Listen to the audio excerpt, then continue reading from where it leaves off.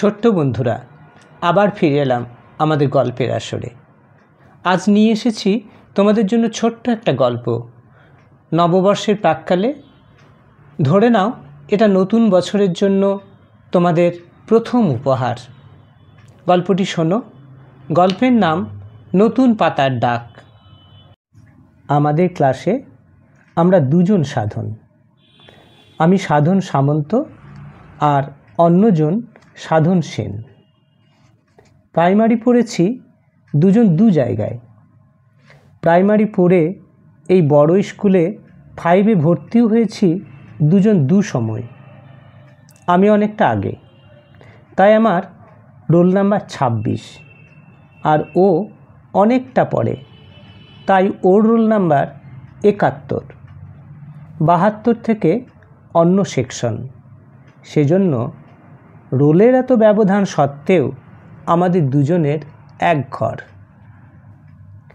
মাস্টারমশাইরা আমাদের কিছু জিজ্ঞেস করবার সময় রোল নম্বর ধরে ডাকতে পারতেন, কিন্তু এই স্কুলে রোল নম্বর ধরে ডাকার চল নেই, তাই ওভাবে ডাকেন না।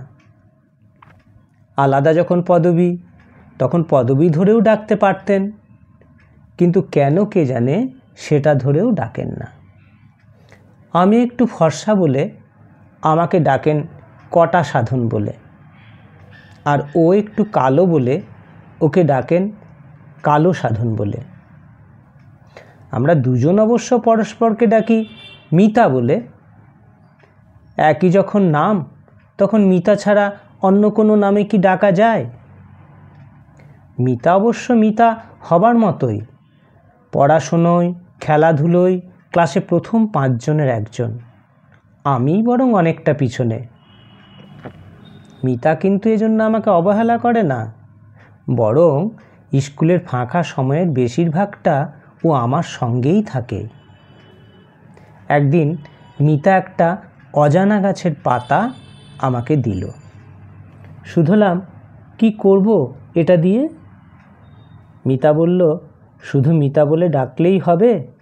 মিতা যে হয়েছি তার প্রমাণও তো চাই। প্রমাণ এটাই, রেখে দিও যত্নে।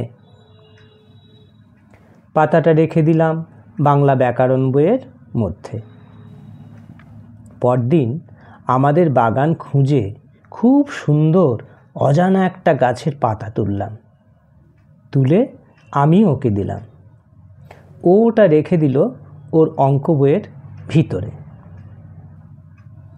হাফ ইয়ারলি পরীক্ষার সময় মিতার সঙ্গে কিন্তু আমার ঝগড়া হয়ে গেল। পরীক্ষায় একই ঘরে পাশাপাশি সিট পড়েছিল আমাদের। আমি আমার মতো লিখছিলাম, ও ওর মতো। বাদ সাধল ভূগোল পরীক্ষা।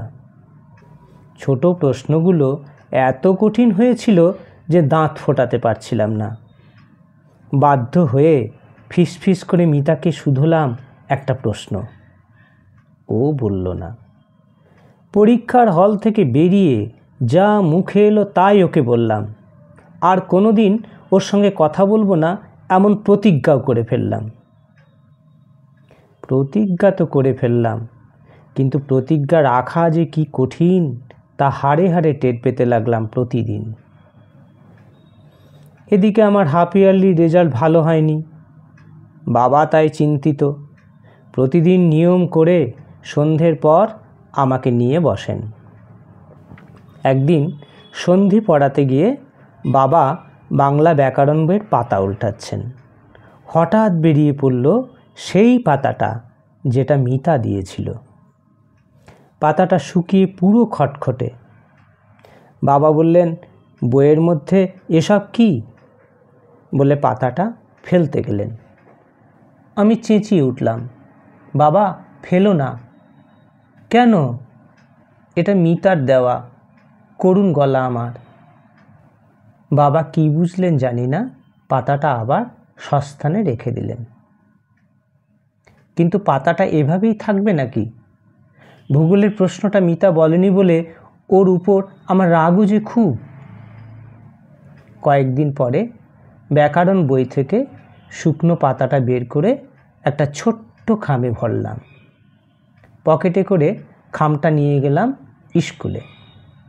তারপর মিতার অজান্তে ঢুকিয়ে দিলাম ওটা ওর বইয়ের ব্যাগে।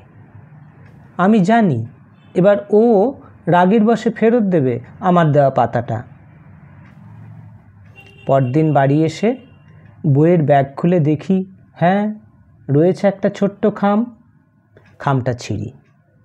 এবার তো বেরোবে আমার দেওয়া সেই পাতাটা। শুকিয়ে ওটারও নিশ্চয়ই একই হাল। 2 আঙুলে পাতাটা বের করে অবাক, কোথায় আমার দেওয়া সেই পাতা? এ যে দেখি সতেজ একটা নতুন পাতা। পাতাটা দেখে মনটা খুশিতে দুলে উঠল। কিন্তু কি কথা দিয়ে শুরু করব কাল? কথা যখন আমিই প্রথম বন্ধ করেছি, কথা শুরুটাও যে আমাকেই প্রথম করতে হবে।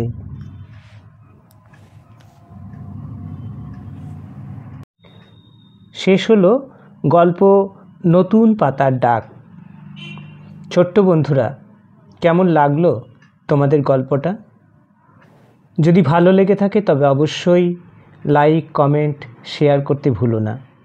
আর এই ধরনের মিষ্টি সুন্দর গল্প পেতে চ্যানেলটিকে অবশ্যই সাবস্ক্রাইব করো।